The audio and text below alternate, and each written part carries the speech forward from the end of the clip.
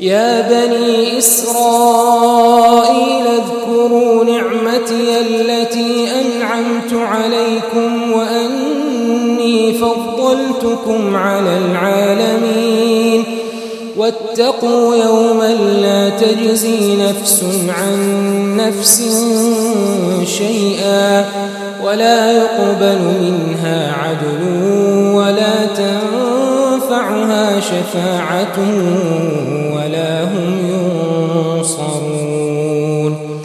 وإذ ابتلى إبراهيم ربه بكلمات فأتمهن قال إني جاعلك للناس إماما قال ومن ذريتي قال لا ينال عهد الظالمين وإذ جعلنا البيت مثابة للناس وأمنا واتخذوا من مقام إبراهيم مصلى وعهدنا إلى إبراهيم وإسماعيل أن طهرا بيتي للطائفين والعاكفين والركع السجود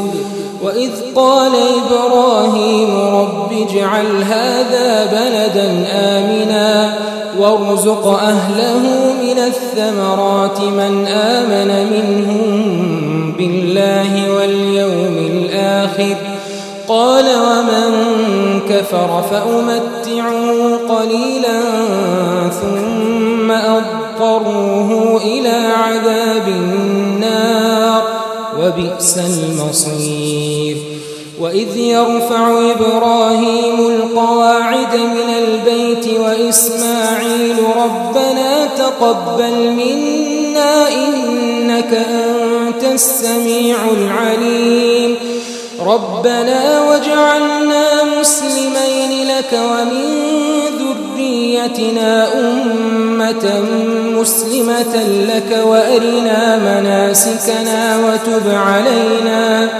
إنك أنت التواب الرحيم ربنا وابعث فيهم رسولا منهم يتلو عليهم آياتك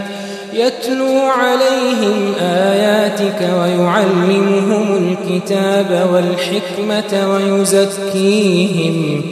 إنك أنت العزيز الحكيم